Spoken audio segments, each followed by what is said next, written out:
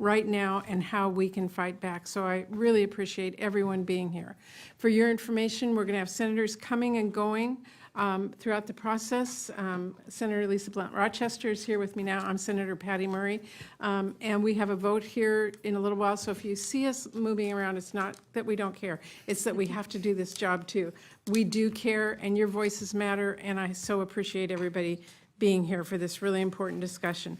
I want to thank all of our panelists who are here to share your stories and your expertise. As I said, it has been 3 years since Trump and Republicans succeeded in overturning Roe, ripping away a constitutional right for the first time in American history, and causing a full-blown health care crisis in our nation. Already we have seen with painful clarity how on a daily basis Republican abortion bans are putting women's lives in danger, forcing providers to close their doors, decimating access to maternal health care, and forcing women to remain pregnant no matter their personal circumstance. Dobbs was never the end of this fight for Republicans. We all need to know that. Their goal has always been a national abortion ban. And since Republicans they do not have the votes right now to pass a national abortion ban outright, they are slowly but surely advancing a backdoor nationwide abortion ban and chipping away at access to reproductive health piece by piece, even in states where abortion is protected. Republicans are hoping no one will notice these attacks, as if people don't care when their rights are stripped away, as if it's easy to miss the moment your health care decisions are out of your control, as if someone forced to stay pregnant because of Republican bans might just forget about it. Well, we know what Republicans are doing, and we are putting their tactics on full blast. To start, just days into his presidency, Trump pardoned people en masse who blockaded abortion clinics and assaulted and injured clinic staff. And Trump's Justice Department has made clear if anyone else wants to break the law and intimidate abortion clinics, they won't do anything to stop it except in the most extreme circumstances. Republicans are also attacking life-saving abortion care for pregnant women who face a medical emergency. Earlier this month, the Trump administration quietly revoked CMS's guidance that made clear hospitals are required to provide emergency abortion care when it is necessary to save a patient's life, as it can be in the case of hemorrhage or sepsis. Republicans are also attacking abortion medication. Trump's FDA recently announced it will undertake a comprehensive review of mifepristone. Why? Because of discredited junk science from the same anti-abortion activists who helped write Project 2025. And unfortunately, we know exactly where this is going. Trump ripping mifepristone off the shelves, reinstating unnecessary restrictions, banning telehealth prescriptions, and curtailing access in every single state. And that's at a minimum. Many Republicans want to revoke the approval of mifepristone altogether. Meanwhile, Republicans have been sneaking so-called personhood language into Trump's executive orders. Fetal personhood is an extreme ideology that would strip pregnant women of their rights and impose a complete and total ban on abortion, on IVF, and even some forms of birth control. It does not get any more extreme than that. And you know Trump's big betrayal bill that Republicans are working around the clock to pass right now, that one that would strip 16 million people of their health care, the one that would shutter rural hospitals across the country, that includes even more attacks on abortion. They just can't help themselves. They are effectively barring ACA marketplace plans from covering abortion care, something that is actually required in many states, including my home state of Washington. Even worse, Republicans want to shut the doors of one of the largest healthcare providers in our country. Their bill would defund Planned Parenthood, putting 200 clinics across the country at risk of closure, 90% of which are in states where abortion is legal. These are clinics that don't just provide life-saving abortion care, but they provide cancer screenings, birth control, and other essential healthcare services for over 1 million patients. Republicans will do just about anything they think they can do to get away to undermine abortion across this country. The one thing Republicans still refuse to do, reckon with the consequence of their action. They really seem to think that if they don't talk about the damage that they are causing, the people they are hurting, the lives they are destroying, it doesn't exist. It will somehow just go away. Big mistake. Republicans may be silent, but women across the country are speaking up about the suffering and heartbreak Republicans' draconian anti-abortion policies are causing.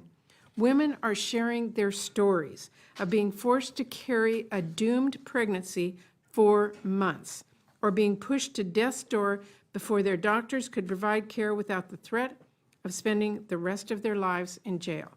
And families are speaking up about the deaths because, yes, these Republicans' extreme policies have led to women dying. And it's not just patients telling stories. It is cold, hard data. In Texas, sepsis rates have rocketed over 50% since their abortion ban. And in state after state that banned abortion, healthcare providers are leaving town en masse.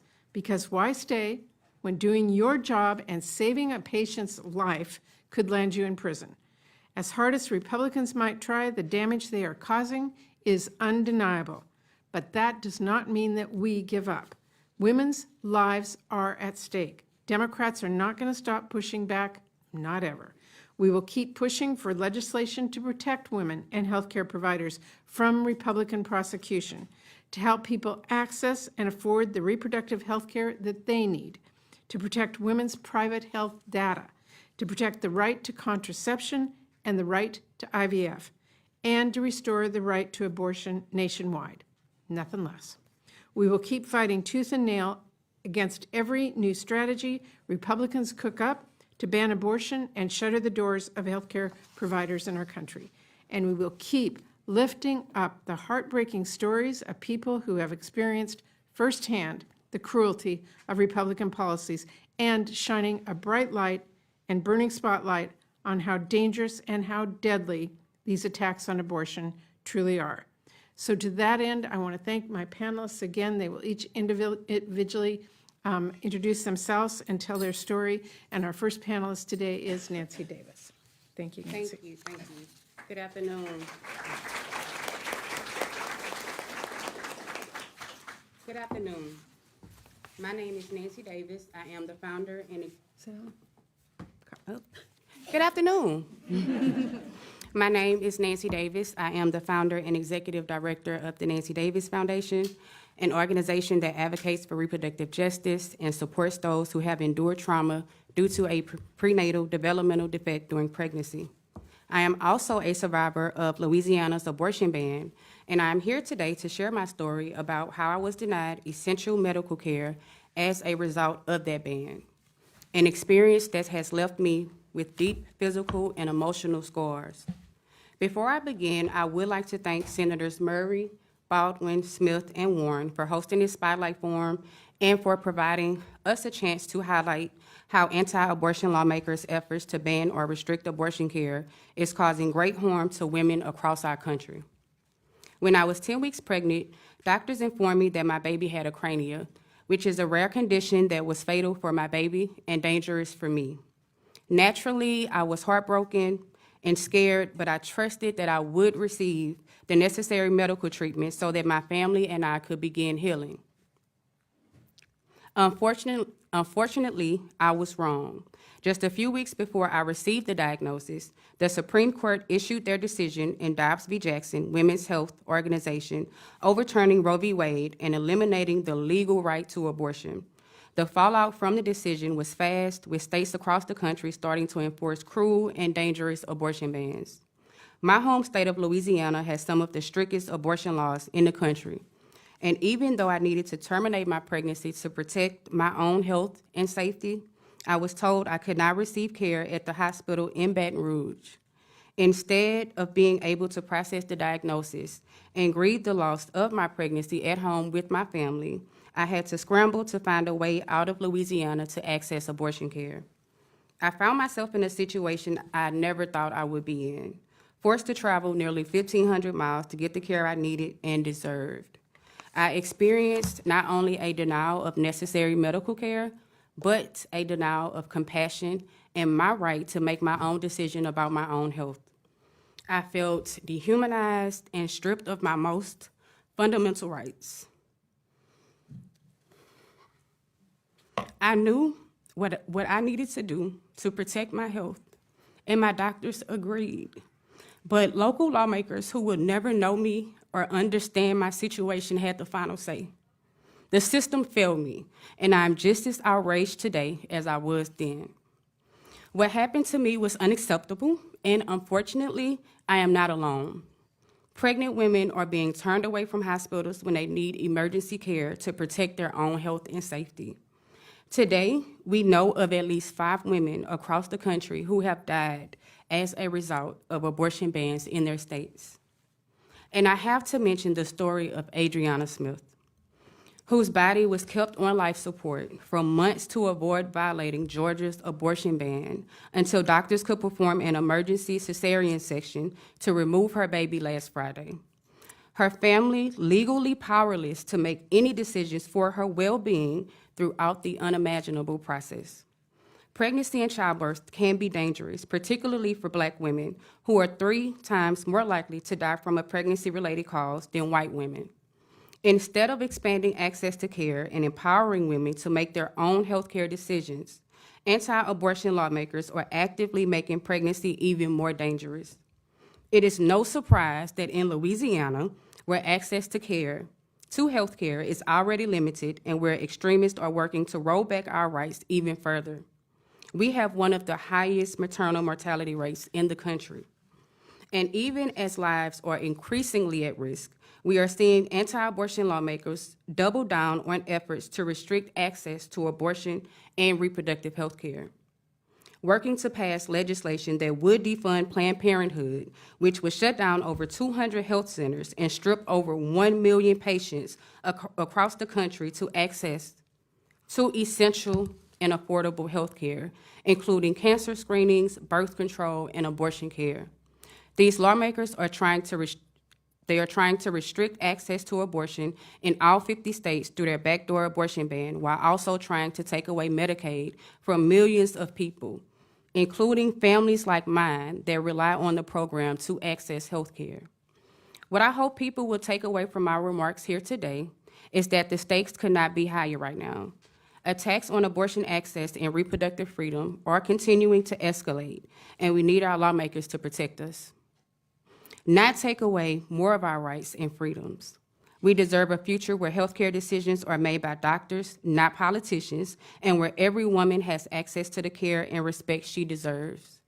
As we mark the 3rd anniversary of the deadly Dobbs decision, I thank you again for the opportunity to be here, to tell my story, and to call for protections for abortion rights and reproductive freedom for people across the country.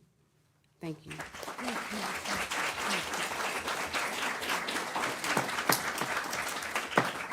Thank you very much, Nancy, and I will turn to Dr. Margaret Baum. Good afternoon.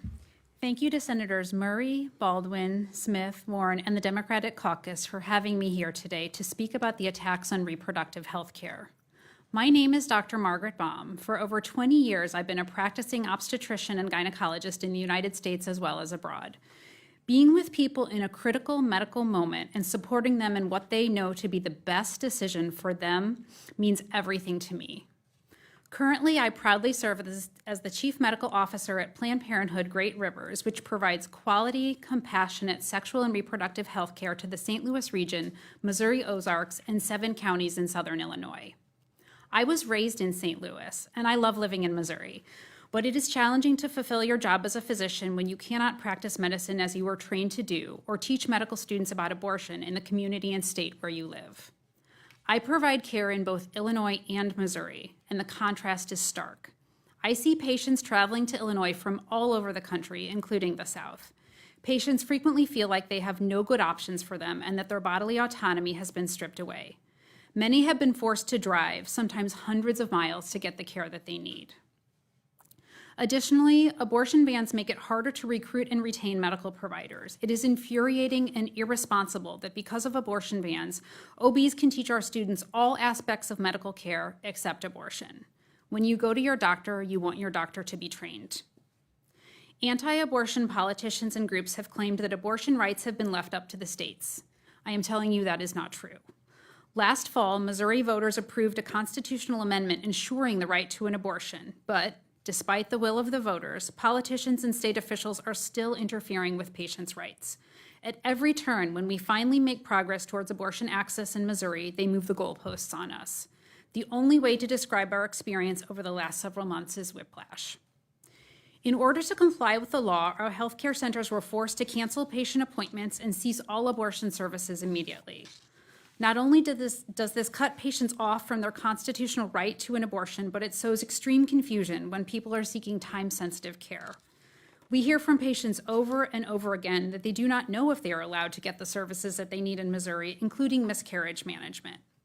It means that we are forced to send St. Louis-based Planned Parenthood patients to Illinois rather than provide the care that they need close to home. Additionally, Planned Parenthood health centers in Missouri have been fighting defund attempts from Medicaid by the state of Missouri for years. Defunding efforts harm patients with low incomes who rely on publicly funded health care and already face extreme disparities in access. Even though Medicaid funds are not used to cover abortion services, the state blocks these patients from using Medicaid for preventative services, such as contraception, STI testing, and cancer screenings, at any health center the state considers associated with an abortion provider. This has always been a direct attack on Planned Parenthood and the patients who rely on Planned Parenthood for their health care. Despite this, we have continued to welcome Medicaid patients without reimbursement because we are committed to ensuring access to health care no matter what. This is not a sustainable solution for any healthcare provider. I have seen firsthand that these draconian laws force patients to make impossible choices when Medicaid cannot cover their care. People delay care because they're afraid that they are not going to have the coverage for the services we know that they need. Patients are forced to decide if they can pay out of pocket for lab tests. They are forced to decide between the procedures that they need. They are forced to sometimes forego services altogether. It is critical for lawmakers to understand that the decisions they are making affect patients every single day. And now, once again, they want to bring this chaos and confusion to the national level. I'm here to tell you that the Senate bill proposing to defund Planned Parenthood would be devastating. It could force nearly 200 Planned Parenthood health centers to close and is a Trojan horse for a nationwide abortion ban. Let's be clear, most of these closures, 90%, would happen in states where abortion is legal and protected. The number of Planned Parenthood health centers in states with abortion access could be cut in half. In fact, these closures could eliminate 1 in 4 abortion providers nationwide. This would leave 1.1 million patients who rely on these health centers for critical and life-saving services, such as cancer screenings, STI testing and treatment, birth control, with nowhere else to go. 64% of Planned Parenthood health centers are located in rural, medically underserved, or health professional shortage areas, and no other provider can step in and replace them. This is an intentional dismantling of our healthcare system that disproportionately harms patients with fewer resources. At the same time, access to care at Planned Parenthood is also under attack from the Trump administration and in the courts. Title X is the nation's only federal program dedicated to providing affordable sexual and reproductive health services to people with low incomes. But now providers in 23 states, including many Planned Parenthood health centers, cannot access these funds. And before the Supreme Court is a case that could allow South Carolina to block people who use Medicaid from Planned Parenthood. No other aspect of health care faces these kinds of attacks. As bans have eliminated all or some abortions in 20 states, states with access are already struggling to meet the needs of out-of-state patients seeking abortion care. There is no question that defunding Planned Parenthood would delay access to timely care and make it harder for patients to get the care they need, when they need it, even if they live in a state where abortion is legal. Thank you so much for holding this forum and for fighting back to protect access to essential health care. I look forward to questions. Thank you.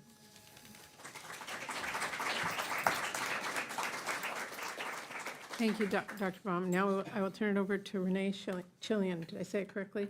Chelian. Chelian. Renee, thank you. Where? It's confusing because the red light means it's on. Oh, thank you. Thank you, Senator Murray, and your colleagues for inviting me here today. My name is Renee Chelian, and I have been the founder and CEO of 3 Northland Family Planning Centers in the Detroit area for more than 50 years. In that time, anti-abortion extremists have repeatedly harmed, violated, and harassed our clinics, patients, staff, me, and my family with violent acts, including impenetrable blockades, 2 arsons, a chemical bomb, and countless other threats of death and destruction.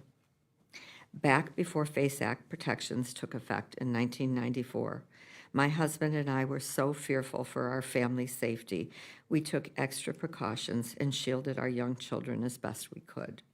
Still, my youngest daughter, picking up on it, asked for her windows to be bricked over so that the bad people couldn't get in and kill us.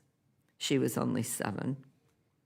Back before the FACOG protections, our clinic doors were routinely blockaded 1 day a month by a mob of 300 to 400 anti-abortion extremists. Those days were unpredictable and scary. If we tried to get through them and into the clinic, extremists pinched or pricked us with sharp objects. By the end of the day, our patients were all traumatized and uncared for, and our bodies were black and blue. We can't go back to those days. Abortion is health care. I see every day that the care we provide is essential and life-saving care, a human right, one that assures individuals and families are able to make their own decisions. What could be more American than that? I proudly advocated for this act when it was being debated in the 1990s. I am outraged and heartbroken. We have to do this again. The law works at protecting rights, including speech rights, something I witness daily.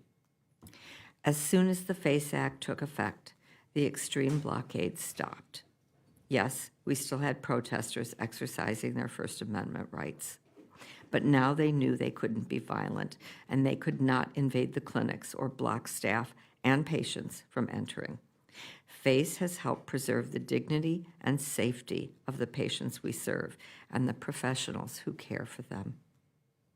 But then, in 2017, when President Trump first took office, extremists were emboldened to resume their violent attacks, despite FACE, knowing they had a friend in the White House.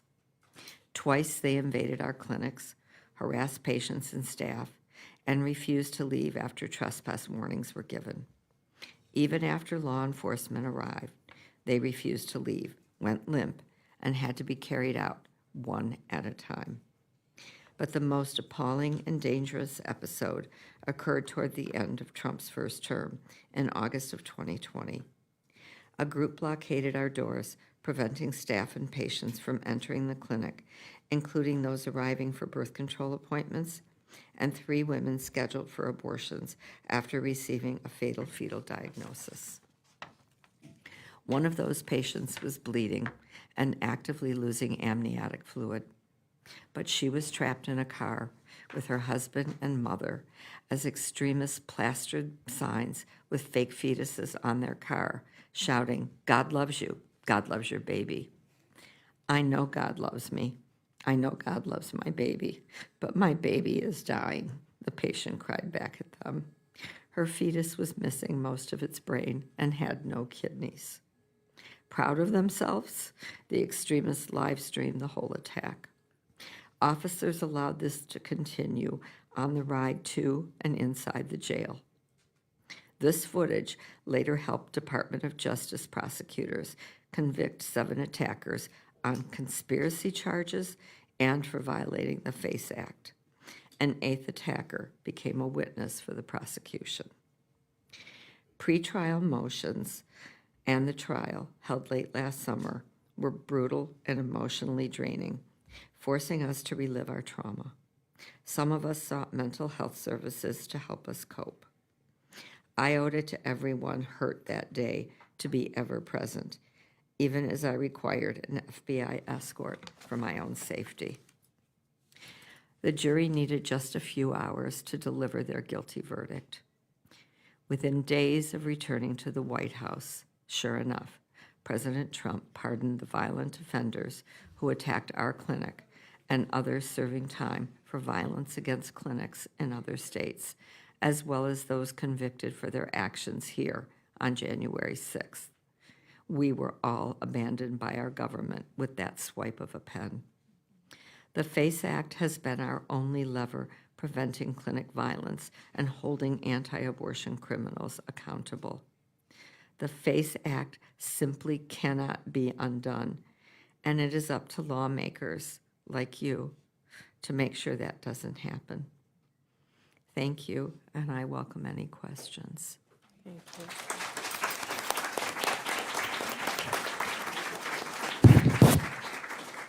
Renee, thank you so much. Really appreciate it. Thank Now you. I'll turn to Minnie Timmaraju. Thank you, Senator. Oh, here we go. Thank you, Senator, and thank you to everyone here. Nancy, Dr. Baum, Renee, and so many of the storytellers in the audience today. It takes so much personal courage, and we're asking you to do so much outside of your comfort zone. We are grateful, but it's just not fair that you should have to do this. But you're doing it anyway, and we are grateful. My name is Minnie Timmaraju. I'm the president and CEO of Reproductive Freedom for All. I'm going to cut through some of this because a lot of these points were made, but I'm going to try to thread the needle and connect all the dots. You know, Nancy talked about the trauma and the being dehumanized, right? Dr. Baum talked about the whiplash when Republicans keep changing the rules when they don't get what they want the first time, right? Where we're seeing this. You know, and Renee, you're reminding us that the fights that we fought so hard to win are coming right back, and we have to keep reminding Americans that the more things have changed, the more they've stayed the same, right? The opposition is still incredibly determined. So I'm so grateful to the leadership of Senator Murray for making sure we're all here to tell this bigger story. You talked about, Nancy, the women who lost their lives, the women we know about, right? Thanks to the brave, the smart, the incredibly in-depth investigations by the ProPublica reporters. Let's say their names: Amber Nicole Thurman, whose mother is here on the Hill right now, lobbying; Joseli Barnica, Candy Miller, Nevaeh Crane. These are the names of the women who died preventable deaths because of Donald Trump's orchestration of the end of Roe v. Wade. And right now, as has been detailed, the Trump administration is taking action to roll back abortion rights. But in the face of the White House's daily chaos, these attacks are going under the radar. So that's why it's so important that we're all here talking about this. There's been a lot of discussion of the budget bill to defund Planned Parenthood. That bill would force 200 Planned Parenthood health centers to close, would have a multi-million-dollar effect on the deficit. It's unconscionable. These are health centers that provide vital care, as you've heard from Dr. Baum and Senator Murray. It also means that millions of people looking for abortion care will have nowhere to go. And as is indicated here, it is a nationwide backdoor abortion ban. And in that same budget, Trump and the Senate GOP are aiming to cut Medicaid and force 13.7 million people off of health care coverage. This is so incredibly cruel. We are forcing birth, and yet we will not provide the care to the pregnant people who need it most. Medicaid covers 40% of all births in America and 75% of publicly funded family planning services. Pregnancy and childbirth should be a time when you receive more health care, not less. And it's not just the budget. As has been mentioned, Trump recently undermined the federal law that protects emergency abortion, EMTALA, and that action told us very clearly that they don't actually care if pregnant women suffer or die. They're still sticking to their outrageous and deadly abortion bans. Let's talk about attempts to restrict mifepristone, a safe and effective pill that is used in more than 60% of all abortion care. I want to mention a Fox News interview I saw earlier by Marjorie Densfeller from SBA, Susan B. Anthony List, where it was raised to her that even though we're 3 years since Dobbs, abortion rates have actually gone up. And it's largely through the incredible work of advocates and providers doing really smart medication abortion through telehealth. And she was asked, well, so what's the next frontier? You did this and abortions are going up. You know, she talked about preventing abortion tourism, AKA trapping people in their states, not allowing them to leave states to have access to care. And she talked about shutting down medication abortion and telehealth. So when we ask ourselves, why are they still relentless? It's because they know they cannot stop people for fighting and accessing their fundamental freedoms. And when they cannot win fair and square, they will lie, they will cheat, and they will try to entrap and torture. Because that's what this does. So alongside Trump nominees, HHS Secretary RFK Jr. and FDA Commissioner Martin McCary, Donald Trump and congressional Republicans are conspiring to revoke FDA approval of mifepristone. Republican Senator Josh Hawley has introduced a bill to ban mifepristone from being mailed. And Trump has even nominated Joshua Devine, the lead lawyer in the mifepristone case, to the federal judiciary. Alongside Whitney Hermendorfer and Maria Lanahan, they will undermine abortion rights from the bench for decades to come. Trump judges are already causing immeasurable harm for pregnant people. In my home state, Matthew Kaczmarek, who was the first judge to take on legal challenges to mifepristone 2 years ago, struck down a Biden-era rule protecting abortion patients' privacy just last week. These are these Trump loyalists who are dedicated to the dangerous ideology in Project 2025, including fringe ideas like prioritizing embryos and fetuses over pregnant people. And as has been mentioned, Trump signed an executive order containing language referring to embryos as people. So ideas like this are the reason that Adriana Smith was kept on life support in Georgia against her family's wishes, an experience her mother called torture. Every day, we see how dangerous this right-wing extremism really is. And Renee talked about it in great detail, but I also want to respectfully talk about the horrific murder of Minnesota lawmaker Melissa Hortman and her family. And I want to respectfully do that because I know Senator Tina Smith was her dear friend. But you cannot separate it from the rise of extremism in post-Dobbs America. Melissa's murderer had a list of targets that included abortion clinics. And in a separate incident, someone recently bombed a California IVF clinic in May, which is why what Renee outlined is so devastating. Instead of condemning these heinous attacks of violence, this administration is encouraging these extremists by pardoning them. It's unacceptable. In January, Trump pardoned over 20 extremists who were found guilty of harassing people outside of abortion clinics under the FACE Act. And now congressional Republicans are moving to repeal the FACE Act, giving extremists the green light to continue to commit criminal acts against abortion providers and patients. The majority of Americans, including the majority of Trump supporters, do not support this right-wing, hate-fueled ideology. 8 out of 10 Americans, the majority of Americans, want legal abortion. That is not just a majority. That is a clear consensus.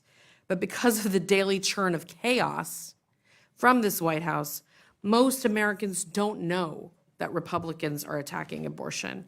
We have new focus group research showing that when those Americans do know, when we tell them clearly about these attacks, they feel disgusted, they feel betrayed, and they feel called to action. So that means if we're louder than ever about this issue, we do have a path to win. Senator Murray and many of the champions in this room have long been the conscience of this issue in the U.S. Senate. And it's time for all Senate Democrats to join them.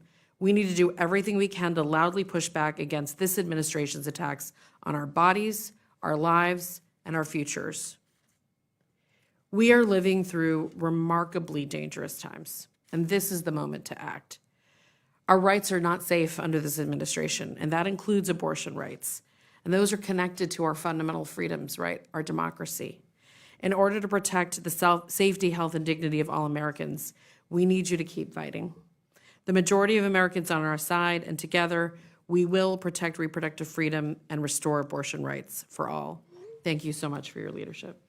Thank you.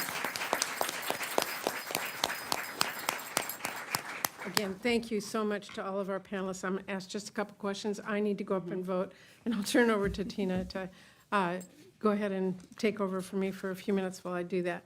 But Nancy, let me just ask you, I mean, you know, most people are so excited when they become pregnant. They have a new family member, they're planning for that. No one expects the news like you got, that they don't have a viable fetus. Yes. Not only did you have to live through that personally, but you had to travel miles to get the care that you needed. I can't imagine that impact on you and your family. Can you just talk about how that personally felt to you? And I really appreciate you sharing it, if you could do that. Yes. So, getting the news that I had a non-viable pregnancy, it was extremely hurtful. I was heartbroken. I really was praying and hoping that it was a bad dream, right? That I would eventually wake up from. Because no parent is ever prepared to hear that type of news. So, making that difficult journey, I truly felt like I was abandoned by a system that was supposed to protect me. I felt powerless. I was confused, and I could not understand for the life of me how Louisiana had exceptions in their law, but not for cases like mine. Thank you. And Dr. Baum, you provide services in 2 different states. One of them is Missouri, that passed a bill, and now they're trying to undo it. And are patients confused when they come and talk to you? Absolutely. I mean, I think this is deliberate, right? There is a deliberate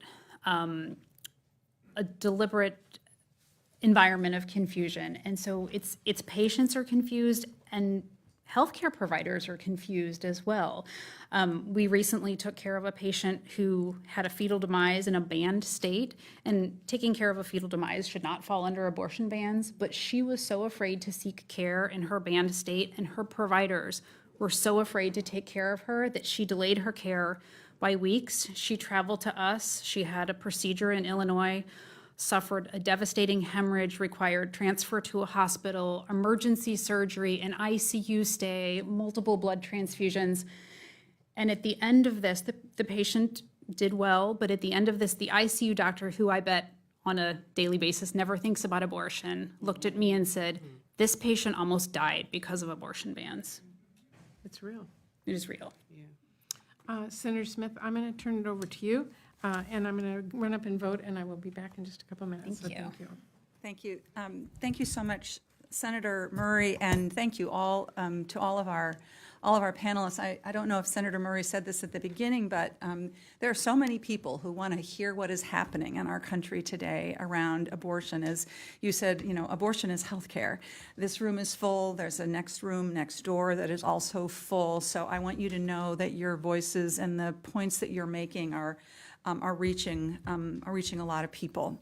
I love that how clearly the boards behind you lay out what is happening, the backdoor Republican plan to ban abortion nationwide, because each one of you has told a story about, while they say that they want to leave this up to the states, all of the actions that are being taken by Republicans and their allies are really geared towards using fear and intimidation and blocking access to care in a way that actually does end up virtually banning that care. And whether it's Ms. Davis, your story of the great lengths that you had to go to, the stories, I mean, every single one of you have highlighted this.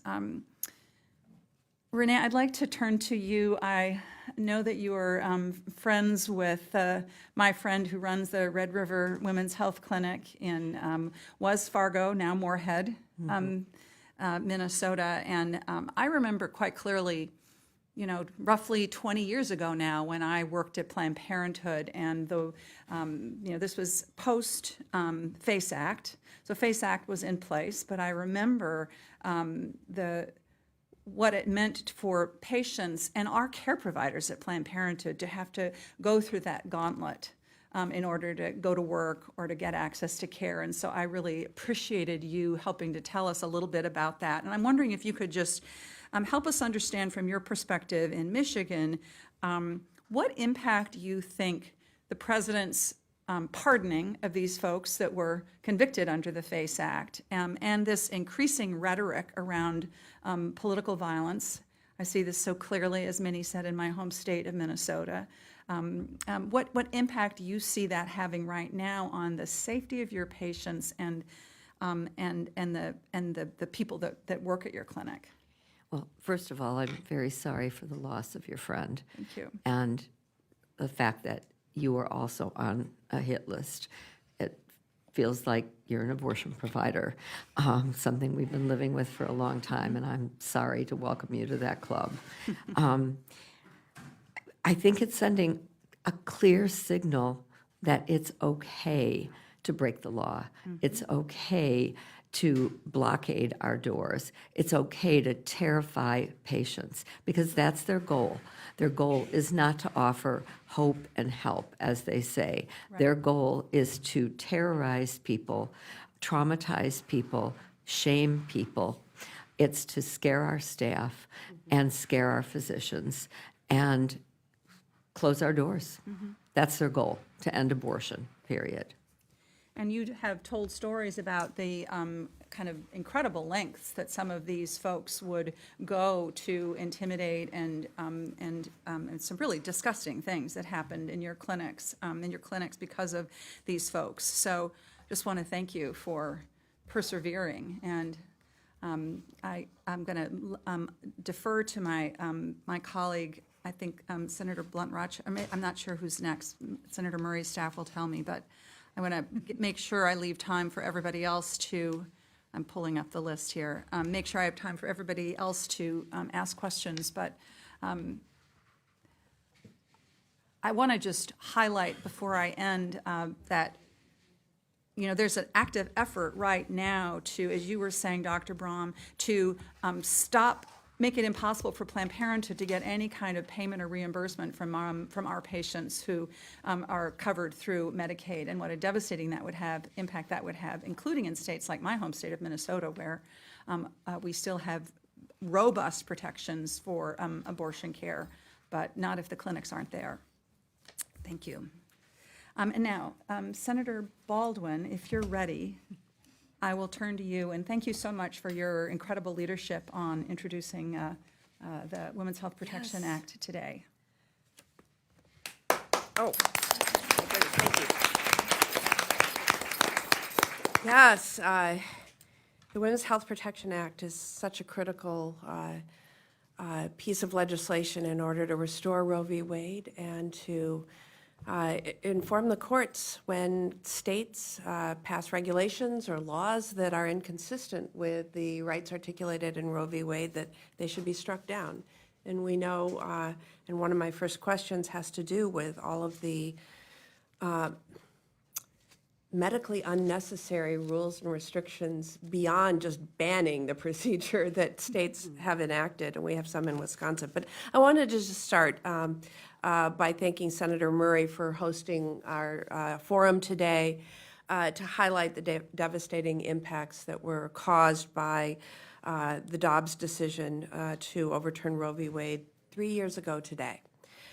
Simply put, it's been devastating for families across the country, and we have to keep on drawing attention to the ongoing crisis that women in America are facing.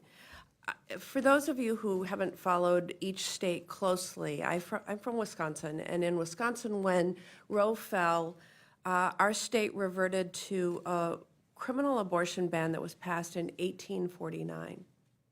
Before women had the right to vote, before the Civil War. And for 15 months in Wisconsin, there was no access at all.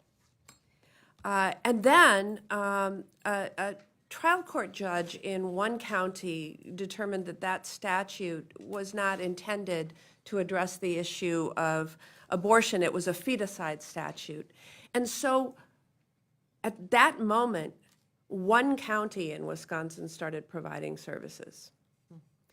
And then two others joined. How did those two others decide to join? Because they had a district attorney and a sheriff in those communities who said, well, we agree with that decision in Dane County, and so we're not going to prosecute if anyone accuses a provider of violating the law.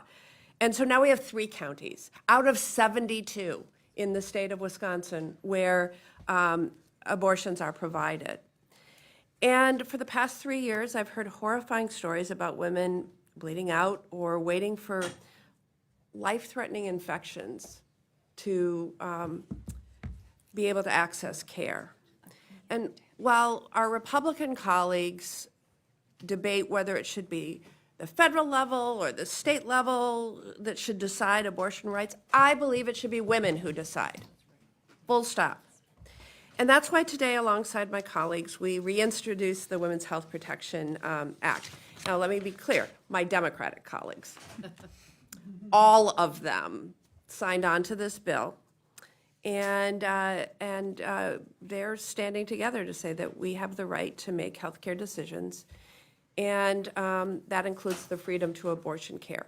So I wanted to ask a couple of questions, and I want to start with you, Dr. Baum, because the Dobbs decision forced women and their doctors to navigate a complicated and ever-changing sort of patchwork of laws at the state and sometimes local level that dictate Americans' rights based on their zip code.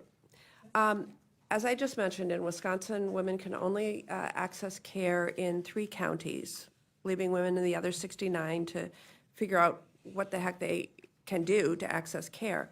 But I spoke with a nurse in Wisconsin who, during the 15 months where there was no access, practiced, she went and helped out in Illinois because they were receiving a lot of patients from Wisconsin who couldn't get care in Wisconsin.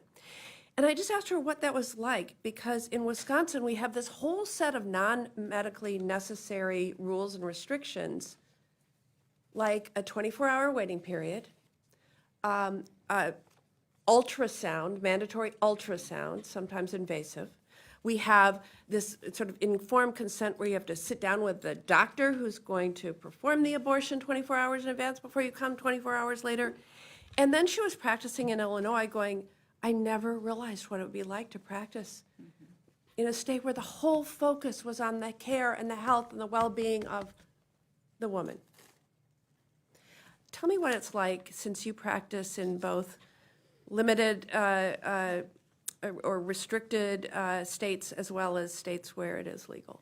Yeah, so I live and practice right on the border of Illinois and Missouri, and it is a stark difference. So, I think the thing that I always remember every time I cross into Illinois is that my license is the same, my training is the same, my expertise is the same, and yet in St. Louis, there are things that I cannot perform, even though I'm trained and allowed to do those. And all I need to do is drive into Illinois, and I can actually provide full service scope of practice to my patients.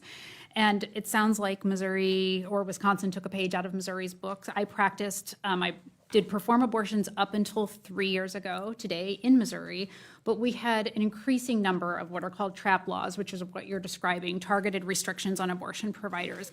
Missouri had a 72-hour waiting period. We, again, required 2 in-person visits, invasive lab tests, invasive exams.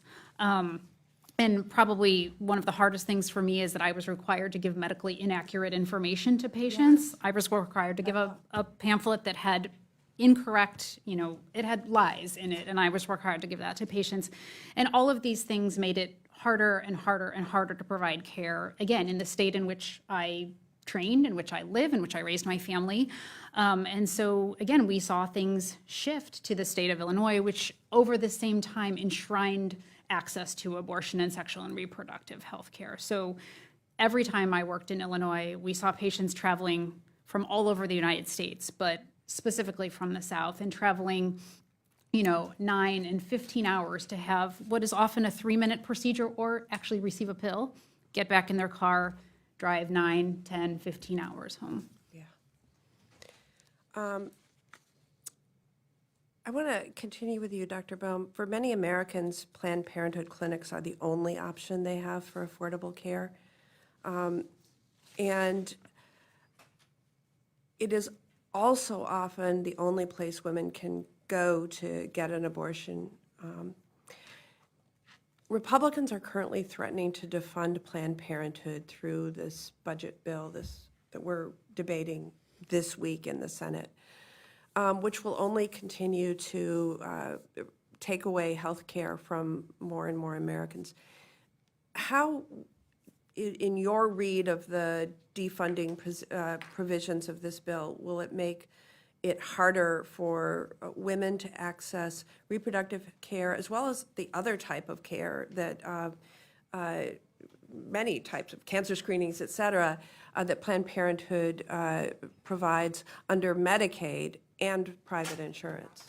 Right. So Planned Parenthood clinics operate across the United States, but we have many, many facilities in underserved areas, rural communities, in which Planned Parenthood is the only provider of sexual and reproductive health care. And abortion is important and a core tenet of what we do, but we do so many other things. We provide comprehensive preventive care, we provide sterilizations, we provide, sexual and reproductive testing and cancer screenings, and people are going to have to make choices. So they're either going to have to wait to get their care and travel, as we're already seeing for abortion, and then traveling for cancer screenings, traveling for STI treatment, traveling for contraception, and all of these things have dire consequences, right? If STIs aren't treated, we will be suffering, people suffer from infertility. If cancer screenings are delayed, people present with advanced cancers. And so people are going to be making really difficult decisions, again, that are not in their best health interest. Thank you. And I have a final question, Ms. Timmaraju. You and I have talked a lot about the Women's Health Protection Act and sort of the role it plays. And usually we talk about it as codifying Roe v. Wade. But states are still going to try to do everything they can to pass something that limits it here and limits it there, especially these unmedically necessary things that I was just talking about with Dr. Baum. How would passing the Women's Health Protection Act allow us to effectively challenge those medically unnecessary laws that get passed at the state level? Well, one of the great things about the Women's Health Protection Act, thanks to you and Senator Blumenthal and all the great work advocates have done, is it addresses specifically trap laws. And it really creates protections against states doing whatever the heck they feel like in the name of women's health. And that's a really critical piece of the legislation. I'll also say, we're basically living in a segregated society, right? I have rights in Maryland where I live, but my family in Texas does not have those rights. And why we need to pass a federal bill to restore these rights and to address these inconsistencies in the way that states are interpreting those laws is critical. We have to have a nationwide protection. We cannot continue to function in a way where, depending on your zip code, you are considered a full human being or not. And that's what your legislation does. Thank you. Thank you. Senator Elizabeth Warren. Thank you very much, Senator Murray, and thank you for organizing this forum on this day. And thank you, Senator Baldwin and Senator Smith, for helping co-sponsor this, and Senator Rochester and Senator Klobuchar for being here. Tough women get it done. And that's why we're here. So we all know that today marks 3 years since Donald Trump's Supreme Court overturned Roe versus Wade, and we have seen a new form of hell visited on women all across this country. Women who are forced to sit in hospital parking lots, hemorrhaging until they are close enough to death to be able to get the care that is medically necessary for them in the hospital emergency room. Women who are forced to carry doomed pregnancies for months. Women who are dying. And now, Republicans in Congress want to take a very serious problem and make it much worse.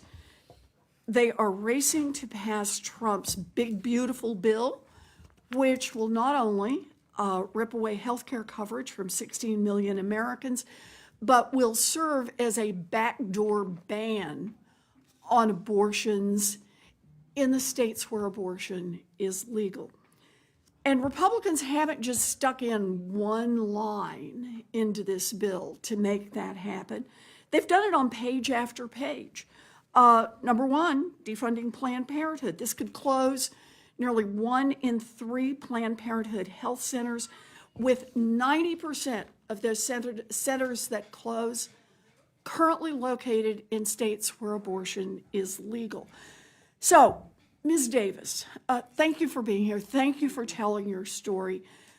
When you experienced pregnancy complications, you were denied care because of Louisiana's abortion ban. I think that means that you can speak more directly than most people to the question of what happens to women all across this country if in every state it is increasingly difficult to get access to abortion because our local Planned Parenthoods have been closed. Well, Planned Parenthood is a lifeline for so many people in my community and all around the world. I know I'm on Medicaid currently, and I still use Planned Parenthood. And not just for abortion. I've actually been a Planned Parenthood patient before I even had my abortion. I used Planned Parenthood for STD testing, for birth control, for cervical exams. So Planned Parenthood has been a lifeline for me and other people within my community. And if it is taken away, then there will not be any health care. That's right. So the Republicans want to directly get rid of health care access for 16 million Americans, but they also want to slip in and see if they can close down a chunk of Planned Parenthood, which would block access for about another 2 million people who currently use Planned Parenthood, as you rightly say, some for abortion services, but for all kinds of other health care services. Dr. Baum, you are the Chief Medical Officer of Planned Parenthood Great Rivers in Missouri.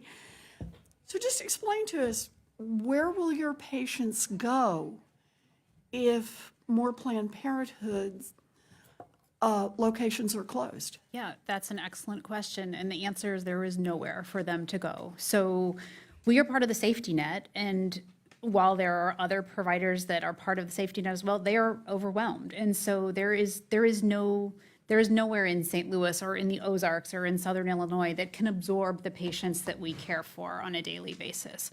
So again, what I think will happen is there will be longer waiting times, diagnoses will be delayed, again, cancer diagnoses, infection diagnoses. People will delay care because there will be long travel times and long times to wait, and there will be dire health consequences.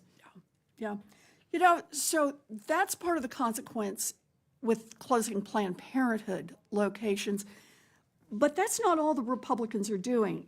They're also tinkering with cost-sharing reduction payments like the ACA marketplace in order to make it more expensive for insurers to offer plans that cover abortion. Now, we know that when insurers can cut corners to save a buck, they will cut corners to save a buck. And that means that plans either will stop covering abortion or that patients are going to have to pay more for plans that cover essential reproductive care. Now, Ms. Timmaraju, you are a national leader in advocacy for reproductive freedom, and I want to thank you for your work.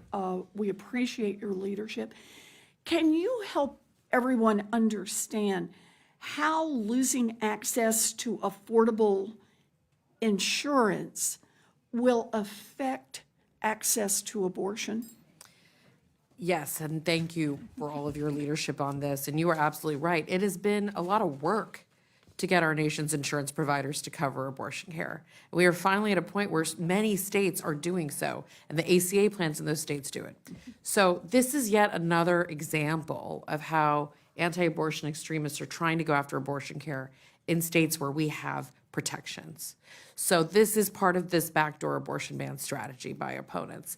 It will make it harder to get care. It will make it out of reach for many Americans. Yeah. So Many people here may remember that Donald Trump promised when he was running for office that he would leave the question of access to abortion up to the states. Yeah. It's pretty clear that he lied. And now the Republicans, less than 6 months in, are trying to find ways, a piece here, a piece there, to deny access to abortion care all across this country. And Trump's big, beautiful bill is aimed squarely at denying abortions in states where it is legal, by closing centers, by raising costs, and by wiping out coverage. But this fight is not over. The big, beautiful bill is not law. We still have the opportunity to fight back.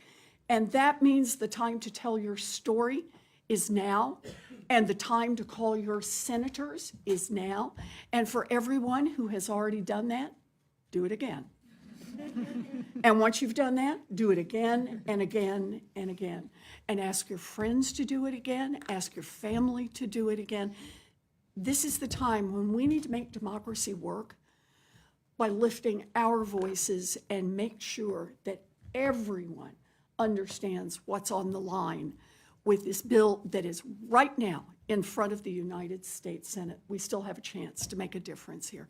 Thank you all for being here. Thank you. Thank you. Turn to Senator Amy Klobuchar. Well, thank you so much, Senator Murray. I want to call you chair because you're going to be chair again. And to all the senators that put this together, it's always great to follow Elizabeth. And when Elizabeth tells you she has a plan and you should follow it, then you should follow it. And it is true, all we need are 4 Republican senators to stand up on any of these issues, including the cuts to the healthcare centers and everything you've heard about today. So literally, we just need 4 people to be brave enough to stand up for the people of this country. So what do we know on this anniversary? We know that things are just as bad as they were a number of years ago in terms of some of these states. We've got women being turned away from emergency rooms, forced to travel hundreds of miles for health care, women sitting in hospital parking lots, waiting until their pregnancies are dangerous enough to qualify for care, doctors being threatened with prosecutions. I'll never forget the gut-wrenching testimony in the Judiciary Committee when Amanda came before us, Amanda Zarowski, and telling her story about how she nearly died from sepsis after being forced to carry her stillborn daughter Willow to term duty in our own state of Minnesota. And I know we have a number of friends from Minnesota. Thank you for being here. That we have seen actually because of our laws that were passed to protect abortion rights, and we're proud to have those laws on the books, but then we have people coming over as clinics have moved from places like North Dakota across the river to Minnesota. So we're taking in people, which we are more than happy to do, but it also has an impact, as you all know, on states that actually have legal abortion rights. So all of this is going on, and then you layer upon it what Elizabeth was just going through, and that is all of the added problems from this administration, closing down the health centers right in front of us right now, messing around with health care plans, messing around with mifepristone. And then, of course, where I'll start with my question, is the judges. Since I serve on the Judiciary Committee, and this is from Ms. Timmaraju, thank you for all your work, and thank you for almost have a name that scores more in Scrabble than mine. So as you probably saw, I pressed the Sixth Circuit nominee, Whitney Hermendorfer, another name, for her defense of Tennessee's near total ban, which does not provide any exceptions for rape or incest. The law also contained a narrow medical necessity exception that chilled doctors from providing care when they needed it. I asked her about one of the patients, Rebecca Milner, who had suffered preterm premature rupture of membranes. Her baby wasn't going to survive, and continuing the pregnancy put Rebecca's life at risk. Yet because of the law, her Tennessee doctor had to deny her the abortion care she needed. As a result, she traveled to Virginia. She developed sepsis that resulted from the delay in care. And that's just one story out of one state where, in fact, the nominee for the Sixth Circuit had made the case for this law. Could you talk about the importance of having judges who actually respect the law? Thank you for that question. I talked earlier about Joshua Devine, who's another example of an extremist anti-abortion activist judge, and Maria Lanahan as well. You've got a lot of folks that we need you to stop from getting to the courts. We've got Judge Matthew Kaczmarek. I think he's the poster child for what Trump was able to do in his first term. Kaczmarek is the judge who moved some of the most extreme litigation around mifepristone that made it all the way to Supreme Court, and he ended up getting dismissed on standing. Should have never made it out of his court. For decades, they've been trying to move a lawsuit like that. The courts are critical to reproductive freedom. We cannot do the work we need to do nationwide without the courts. In fact, in Wisconsin, I'll note, it's been because of our ability to elect judges who are fair that we've been able to make the progress we were making. So at the federal level, it's so critical. Dobbs was the wake-up call, I think, for the American people about the capture of the court, the extremist tilt of the court. And I don't think we want to see many more cases go to the Supreme Court because we cannot count on them to protect us. So building that federal judiciary bench and protecting us at the appellate and federal levels lower than the Supreme Court is going to be really critical, including the circuit courts. Thank you, and thank you in your testimony for mentioning Senator Smith and my friend Melissa Hortman, her husband Mark, that we miss, and I know you also brought it up. Thank you earlier. And as you know, Ms. Baum, there were, and Ms. Davis, there were, Planned Parenthood was on his list, his target list that was public. Could you just talk about that relationship between political violence and trying to provide health care right now? Well, you know, Ms. Chelian talked about it quite a bit, and what she's been through with the FACE Act before and after. We're seeing a rise in political extremism. We're seeing a rise in authoritarianism when you have folks like President Trump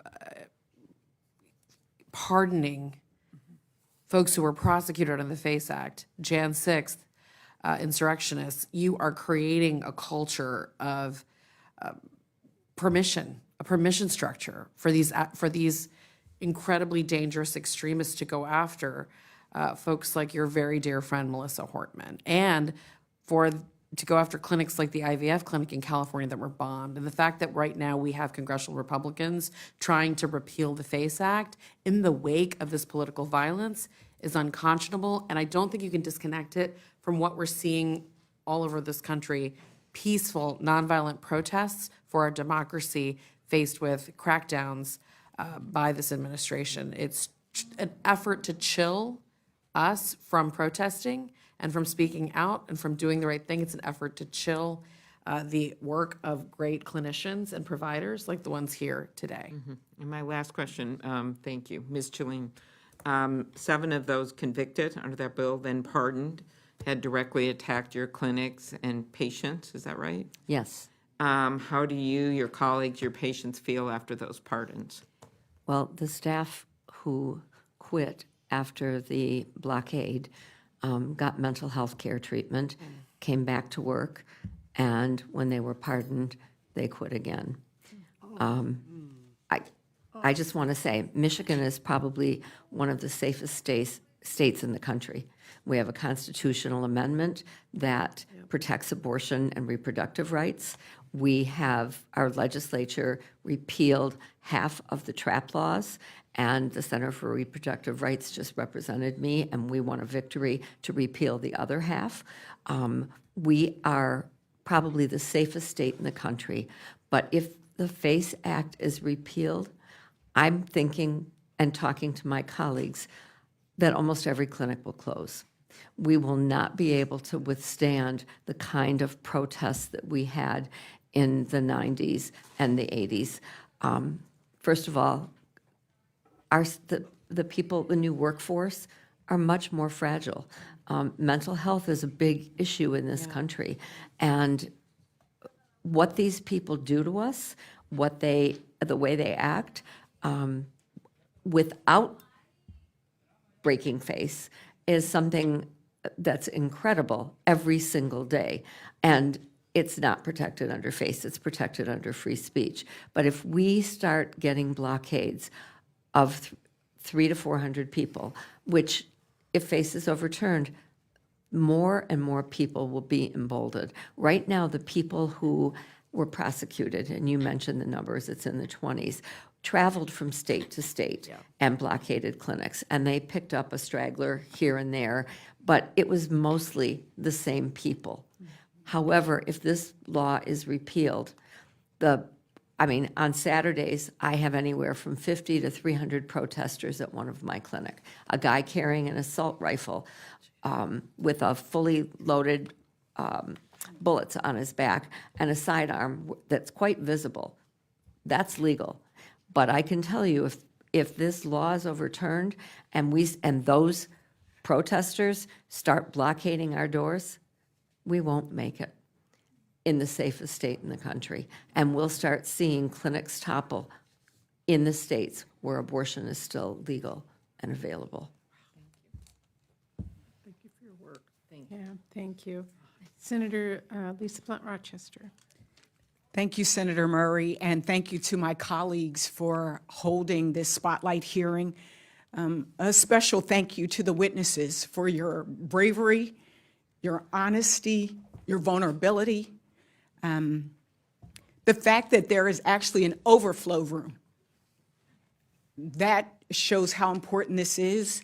And I think when we think about the overturning of Roe, I don't know about you, but it's, in your life you have like these days where you remember where you were when something happened. Mm-hmm. That's the Dobbs decision. I remember exactly where I was. I remember walking to the Supreme Court with my colleagues from the House. I remember walking back and playing Beyonce's You Won't Break My Soul. And I think for me, that's something that keeps me going. And so I want to thank you for that. And the fact that we went to bed the night before on the 23rd and we woke up with less rights than our mothers and our grandmothers.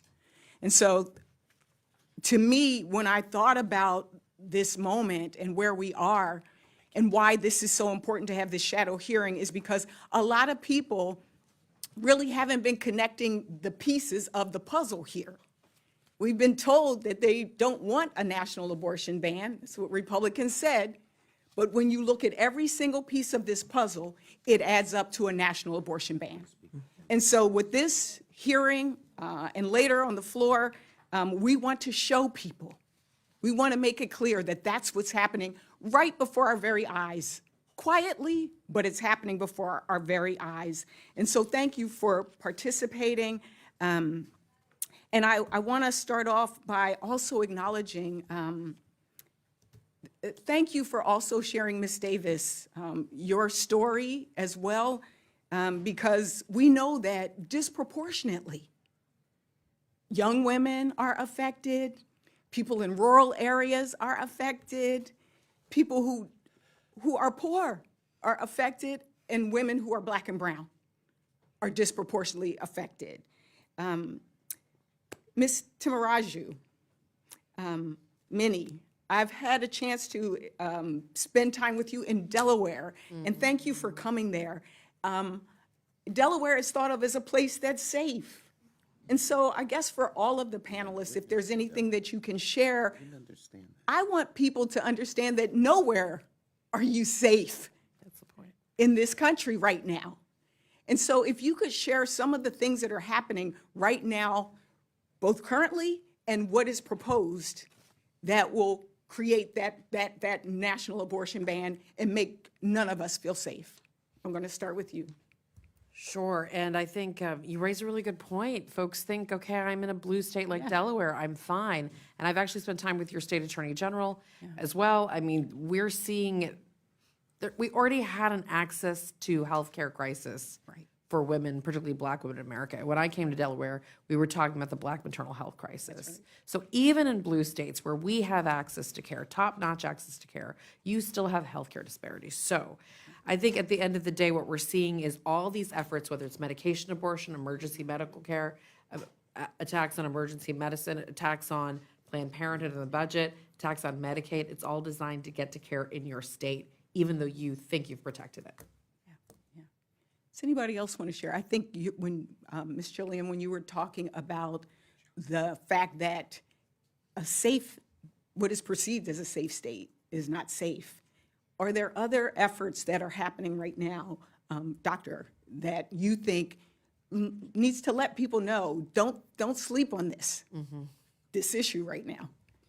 Yeah, certainly. So again, I'm very fortunate to be able to provide abortion care in Illinois, which again, Illinois feels like a safe place, and patients travel. But I mean, I'm thinking about not too long ago, we showed up to the clinic at 7:30 in the morning, and a patient was sitting out on the grass. She'd been sitting there all night long because she took a bus, I'm sure 9-10 hours, that dropped her off in the wee hours of the morning. She had a hotel, but she had no ID, so she couldn't check into a hotel. So she sat outside all night long to wait for us to open to obtain an abortion. Nobody should have to sit outside to obtain basic health care. But this is happening, again, in Illinois, a safe, protected state. Thank you. And Ms. Davis, my last question, I know you mentioned how you had to travel. Can you talk about some of the stories that you might have heard of hardship that women are facing? It's hard enough to make the decision, but then to have to jump through all of these hoops, can you talk a little bit more about that? Well, thank you so much for that question. That's actually a great question. I was fortunate enough to have that support system, to have family who can keep my children, who can, help me with, help us with our house, go and check on a dog and things like that. So I know a lot of women don't have that support system. So it makes it even more difficult to make 1,000-mile trip because of childcare, because of jobs. People cannot take off from their jobs. You know what I'm saying? So it's all types of barriers that many women are facing just to get basic health care. And that is today. So I, again, want to pick up and end with Senator Warren's charge to everybody we have before us, whether you call it the big bad bill, whether you call it the big bad betrayal, whether you call it the big bad ugly bill. I don't care what you call it, it's bad. And it's bad for women, it's bad for families, it's bad for America. Tell your friends, tell your family, tell everybody. Spread the word. Thank you. I yield back. Thank you. Thank you. Thank you. Thank you, Senator. We've been joined by Senator Schumer. Thank you for being here. Yes, I just came to both thank you, Patty, thank our brave testifiers here and our organizers like Minnie. Some colleagues are speaking, and so I am just here to say thank you for being here and thank you for doing this. Thank you. Thank you. Senator Cantwell. Am I next? Yeah. Oh, okay. Well, thank you. I want to give my thanks to you, Senator Murray, for constantly leading the charge on this for so many years and being such a great advocate for Planned Parenthood, and to thank all the panelists for this moment to bring, just like it says up there, a spotlight. CNN just released a story about the Gut Marker Institute. They said 155,000 people traveled for an abortion in 2024. They went on to say that nearly all those who traveled for an abortion last year came from a dozen states that enacted total bans. Of that, including 28,000 from Texas. It breaks my heart to think that 28,000 people had to leave their state and come maybe to my state. And because I've talked to the providers, and you know what they say? It's heartbreaking. They say that people look for hotels. I said, well, wait, what does that have to do with it? Because oftentimes they have to bring their kids. They want the most affordable solution. They already had to buy a plane ticket and come here, and they are just trying to make ends meet, and we are forcing them to go get care in some other state miles and miles away. Why? Because of this arcane decision. So now we're here with this budget bill on the very day that we're Can you turn on your mic there? that we are recognizing this, number that we now know, 155,000 people traveled and 28,000 from one state, And being a Western state, I'm pretty sure a lot of them did come to our state. So when you think about what they're doing in the budget and taking the Medicaid out, it is amazing because now we have two problems. We have people coming to our state and wanting this care, and now we have less Medicaid dollars to even provide the care. And so I don't understand how we're not already on this slippery slope where we literally have just undercut the entire system, and states that are trying to prop it up are now going to get the legs cut out from under them because of Planned Parenthood. But I had one of my constituents, Campbell Baker from Seattle, shared that she received an abortion at Planned Parenthood in Seattle after she was sexually assaulted.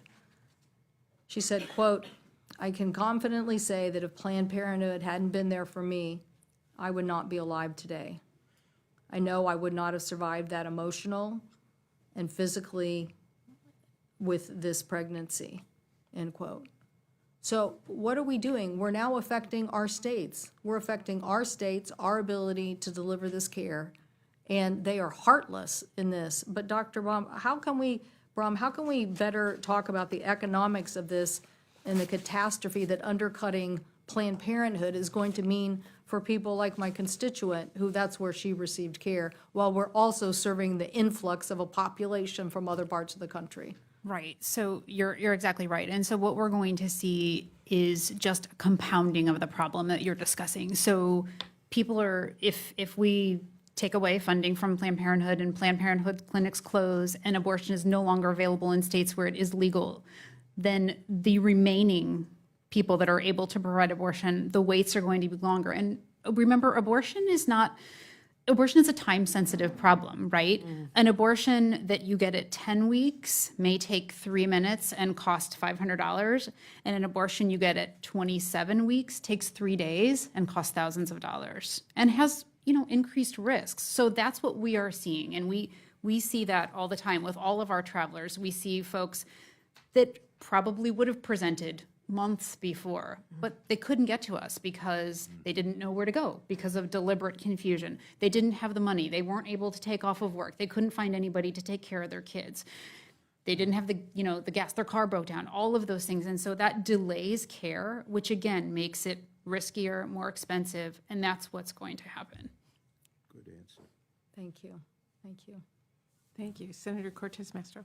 Thank you. First of all, I along with my colleagues, want to thank you for being here and the courage to come forward. I thank you, Patty. Thank you to all my colleagues to help put this hearing together. I hate to call it shadow hearing because we shouldn't be in the shadows. This is what drives me crazy, right? This is not a shadow issue. This is an issue for women across the country, which are 50% of the population or more, and their families and their loved ones. All of the above, and that's why our voices now matter more than anything.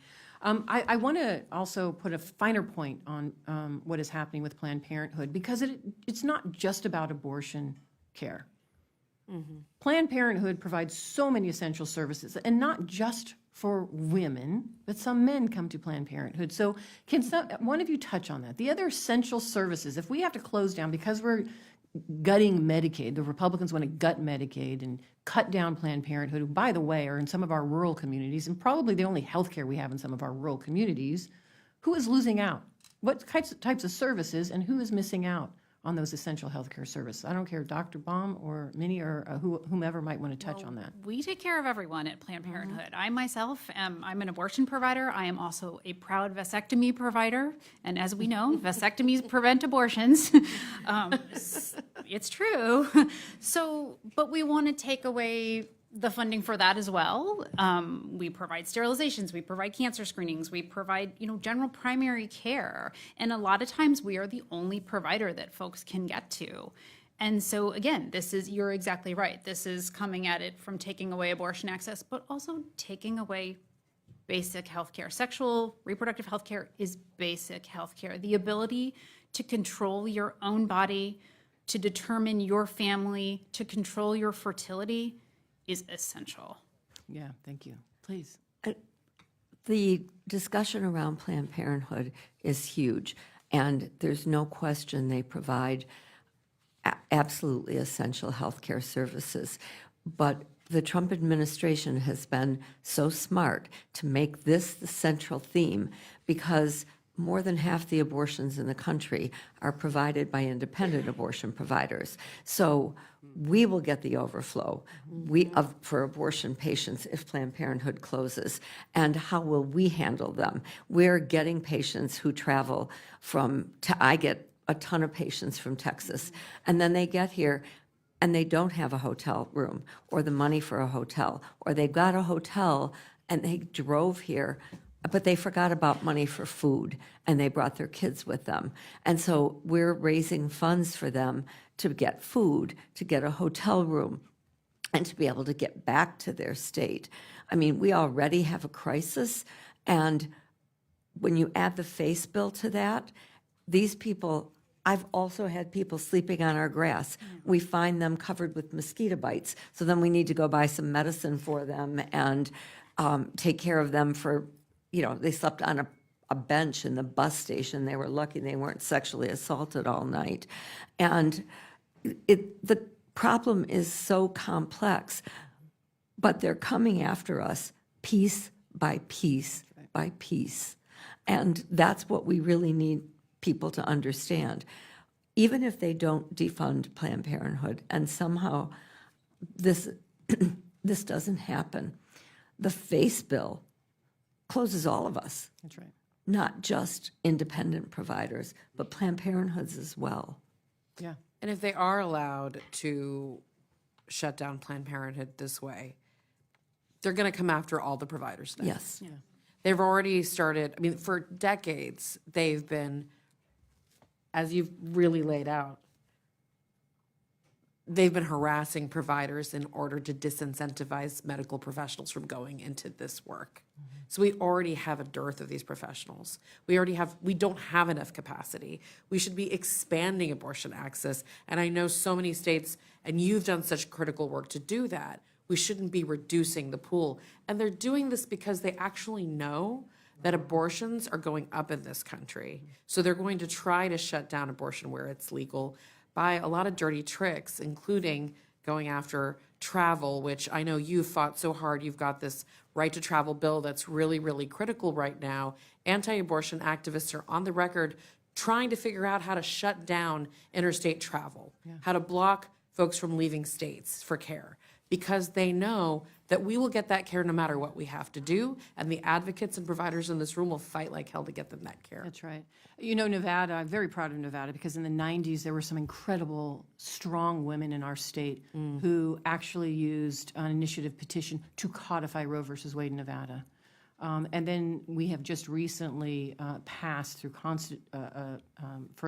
an election, put it in our Constitution. That's how strongly we feel about it. And this is a swing state, right? Nevada is not a blue or red. It is a swing purple state, but people feel so strongly in Nevada about this freedom and the right of women. But you're absolutely right. It may be that Nevada, we have protected a woman's right to choose and her freedom over her health care.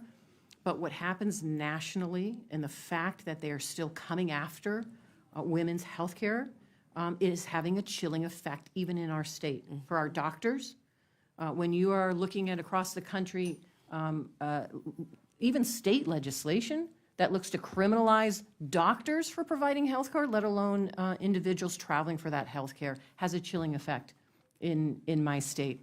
But here's the other thing I want to talk on, because Ms. Chelian, I think you're absolutely right. I think Lisa, my colleague from Delaware, put this perfectly.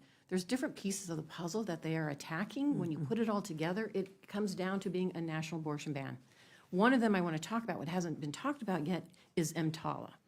And so I want us to talk a little bit about this, because most people don't know about this law, which is a federal law that requires a hospital, emergency room, to provide care when a patient's life or health is at serious risk. They have to stabilize that patient before they can try to move that patient. It is an important law. It's been on the books for a number of years.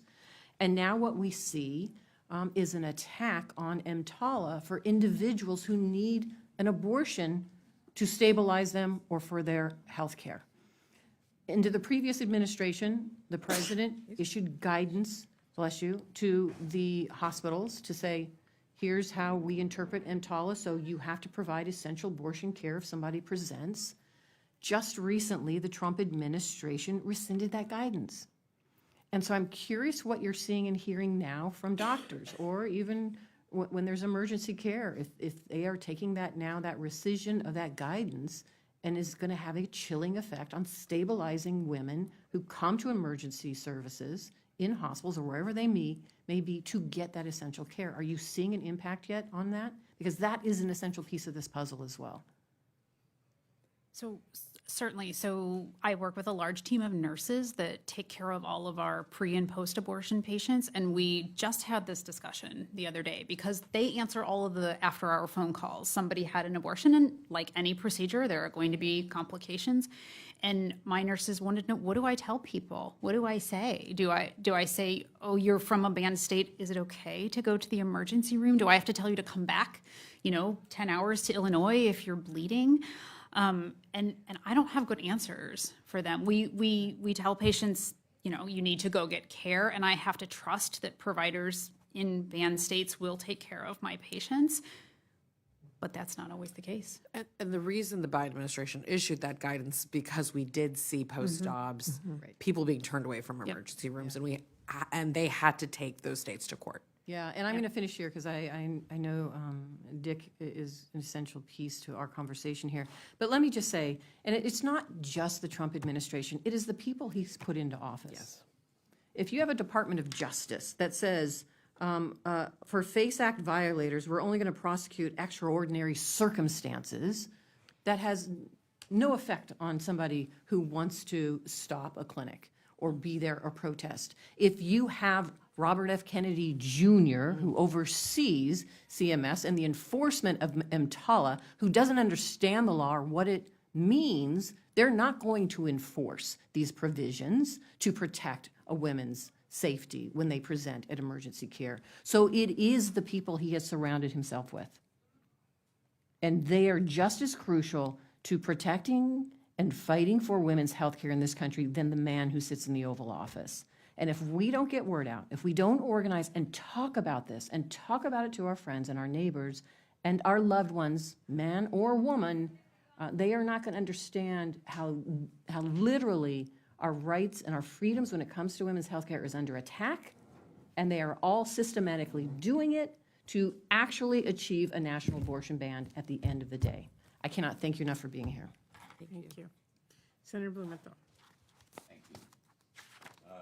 Thanks to Senator Murray and all of our great advocates who have been here already, and to all of you, champions, and to many in the room who have been advocates for a very long time.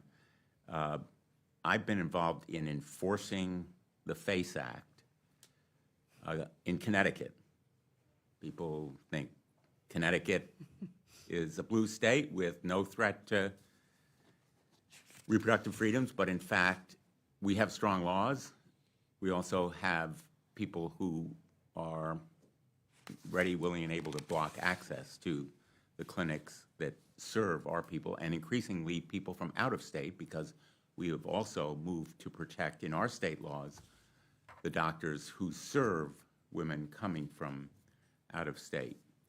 And I know there is talk from time to time about repealing the FACE Act. The president pardoned 23 people who were convicted of violating the FACE Act, which in my view is absolutely abhorrent and unacceptable. But I'd like to know from you whether, particularly Ms. Chelian, what kind of protections are important, whether they need to be strengthened, whether you feel more secure because of the FACE Act rather than repealing it, whether they need to be strengthened. Well, yes, the FACE Act needs to be strengthened. When we walk into the clinic in the morning and protesters are doing the kind of heinous things that they're doing, videotaping patients, trying to put their pictures on the internet, screaming and yelling and threatening them, intimidating and harassing them, particularly women of color and Muslim women. There's a large Muslim population in my area. And then they try to pick fights with the husbands or boyfriends or fathers of patients because they hope to get one of them arrested and be able to prosecute, press charges, and then subpoena clinic records to get the names of all the patients that are there that day to be so-called witnesses. We need FACE strengthened, not repealed. We won't last if it's repealed. Any others have opinions on that issue? Thanks, Senator. So House Republicans are trying to repeal the FACE Act. Shockingly, right after the IVF clinic bombing in California, they started, which is horrific. I started my career working at a Planned Parenthood in Houston, Texas, where we used to also have to cross throngs of protesters harassing our doctors. Our medical director wore a bulletproof vest to work. So we're all too familiar with the death of Dr. Tiller. I think what we're seeing now in context, though, it's the FACE Act repeals, but it's also the pardoning of the January 6th insurrectionists. It's the climate and culture of fostering extremism in this country, and an administration that is willing to pardon folks like that sends a very clear, chilling signal to the rest of the country that it's open season on our providers. Many of the January 6th insurrectionists were recognized by clinics across the country because they are our protesters. And the clinics got in touch with DOJ and provided names of those people to help aid in arrests. I mean, those are the people who are at our clinics on a regular basis. They don't care about the law. You know that firsthand. And I might just add that the FACE Act can be enforced by state authorities as well as federal. I did as Attorney General of our state. I think we'll be entering a period where we'll rely more on state attorneys general, because I'm not so sure this Department of Justice is going to be zealous. And some states are passing their own state-level FACE Acts in anticipation of repeal of FACE. Just a final comment. I introduced the Women's Health Protection Act around 15 years ago, I think, at a time when overruling Roe v. Wade seemed like a nightmare that could never happen. And here we are. The Women's Health Protection Act is alive and well with leadership from Senator Baldwin and Senator Murray. We're going to pursue it again. We're not giving up. It may seem like a bleak and dark time, but I want to assure all of you that the Women's Health Protection Act is essential to protecting women and families from the kinds of abuses that we see in many of our state legislatures. I don't know how many hundreds there are now in restrictive proposals in our state legislature that have been offered, but we need to keep faith on the Women's Health Protection Act, and I want to thank all of you again for your advocacy and your support. It really means so much to have you on our side, and this is an issue for men, Yes. as well as women. Yes. This issue is about men because it's about health care. Health care is a human right. Women's health care is a human right. Men should care about it as much as women. And I'm glad we've been joined by a real advocate, my colleague, Senator Welsh, who is also a steadfast champion. But again, my thanks to Chair Murray. I think you're chair right now. Thank you. Thank you very Thank much. you very much. Senator Welsh, Well, I echo what Senator Blumenthal just said. turn on your mic there. Thank you. You know, it's very sad to be here today, not just because it's the third anniversary, but what this Congress is about to do with these Medicaid cuts that are going to affect Planned Parenthood and the ability to provide care. for no good reason other than these tax cuts, where the pain that's going to be inflicted is going to be bipartisan. It doesn't matter whether you live in a red state or a blue state, and I know we're all on the same page. But I went to our Planned Parenthood facility in Burlington, and it's so amazing to me that you've got these young people that are dedicated to providing health care and taking people as they come and as they are. And the folks who come in there are feeling insecure and vulnerable, and they're treated with this enormous respect and get the care they need. And what was inspiring to me was seeing, it was mostly young women there who were providing the care, how much they really took great joy in being able to earn and have the trust of these folks who came in and were really vulnerable.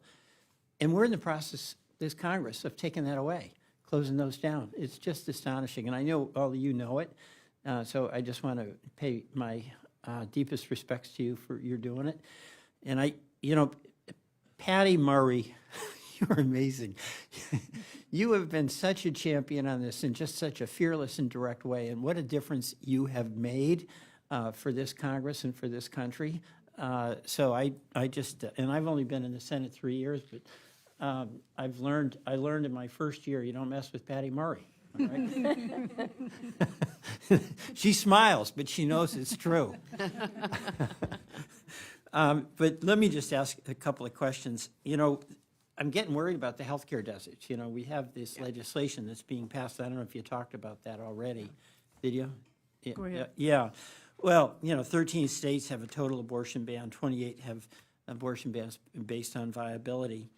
And a lot fewer abortion clinics, and doctors are totally understandably very afraid, not just doctors, to provide services. And I'd like to ask you, Ms. Tamara, I want to make sure I pronounce your name right. Timmaraju. Timmaraju. Yeah, just a comment on this issue of healthcare deserts, because that even goes beyond reproductive care. It is all kinds of care that is really essential to the well-being of women. Well, and it dovetails so well into this discussion around Medicaid and what's happening with this big, ugly bill. We already have significant healthcare deserts in places like your state, your very blue, progressive state, where folks cannot get access to care in rural areas. Lower income folks, particularly folks of color, are already on the margins of care, the most dependent on Title X programs, most dependent on places like Planned Parenthood that are the safety net provider in their community. In Georgia, for example, post-Dobbs, we've seen, and in many red states, but Georgia comes top of mind, they were already having a significant shortage of OBGYNs. They already had significant chunks of the state without any basic health care provider. And now post-Dobbs, you see a crisis of doctors who want to leave the state because they don't feel comfortable and safe doing care. And that doesn't necessarily make it any safer in your state. It means that doctors are more restricted and limited in where they can go and how they can practice. Thanks. Ms. Chelian, just maybe you could comment about the Medicaid cuts. I'm sure you talked about that, but again, I just can't understand this, because the people that all of us represent, a Republican or a Democrat, are so profoundly affected by losing their health care. And our job fundamentally is to make sure that we make things better, not worse, for the people we represent. And there's nothing in this that does them any good and does so much harm, because it's unraveling these institutions that have been built over time. And it's not as though, even if we have a new election and a new president, you just flip the switch and everything goes back to the way it was. So, Well, we don't have Medicaid funding for abortions in Michigan, and I'm not with a Planned Parenthood, so those cuts wouldn't affect me. There is a lawsuit in Michigan right now challenging, based on our Constitution, our new constitutional amendment, whether or not Medicaid has to be covered for abortion rights, but that's in litigation. So I can't really answer, I think, fully the question that you're asking.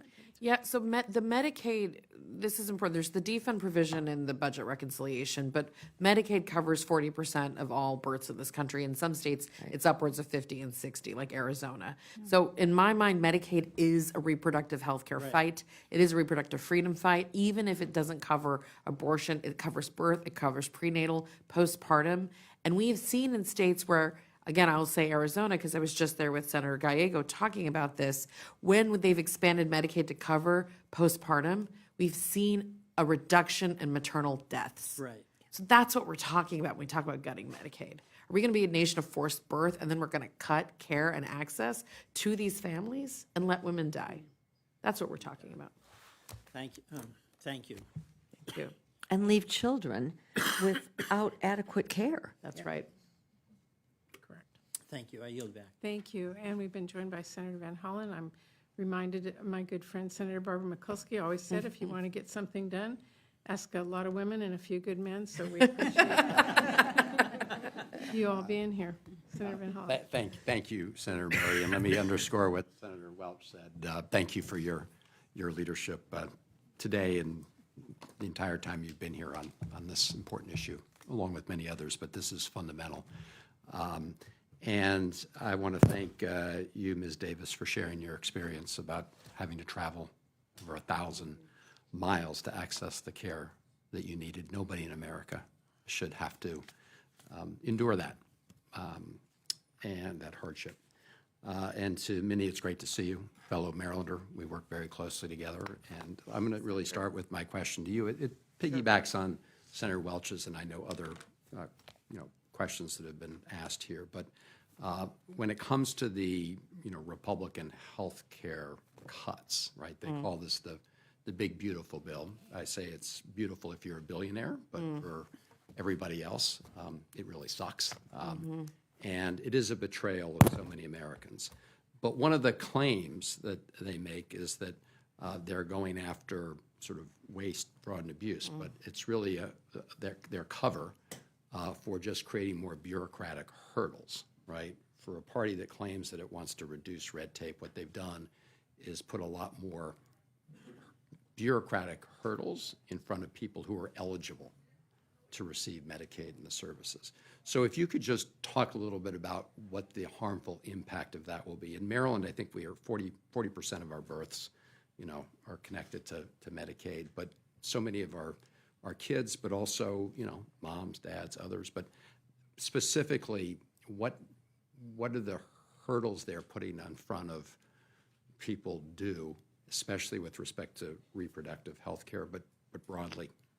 So I think you might be talking about work requirements, which sounds like which sounds like a reasonable thing to ask for. You should be able to prove that you work, but we know that that's a non-starter. We know that most Americans who get Medicaid work. We know that the Medicaid is essential. I know Nancy.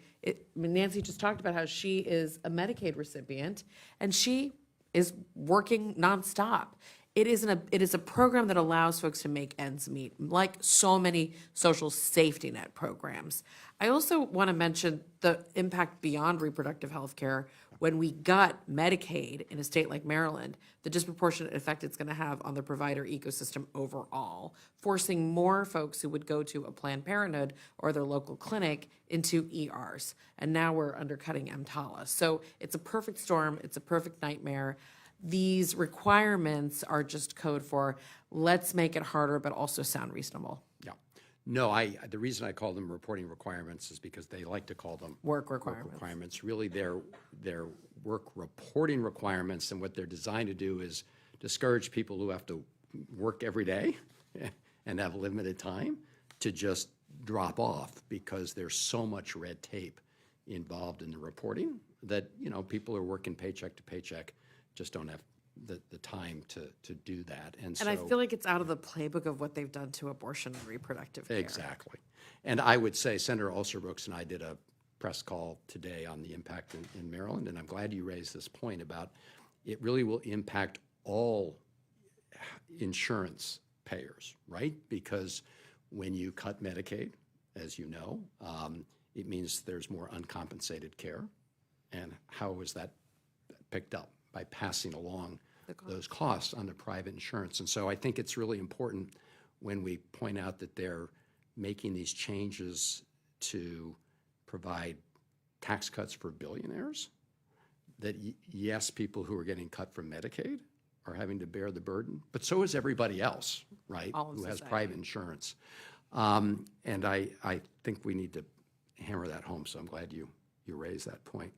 Dr. Baum, thank you for what you do, and I understand you're the Chief Medical Officer at Planned Parenthood Greater Rivers, and you help people in 2 states, right? One that allows abortion services and one that is much more restrictive or bans them. Could you talk a little bit about, you have a specific, very clear lens on the impact of restrictive laws in one state versus another, and how all of this that's happening here right now will impact people in both? Right. So it is, like I said before, it is, a difference of a few miles in which whether or not I can offer the entire scope of normal reproductive health care to my patients. So in Missouri, I am limited to what I can do. Even though, again, I'm trained, I know how to provide the procedures, I am not allowed to provide the procedures that I am trained to do and that I know my patients want and need. And so, again, in Illinois, we are protected. We can offer, again, the entire scope of practice to my patients.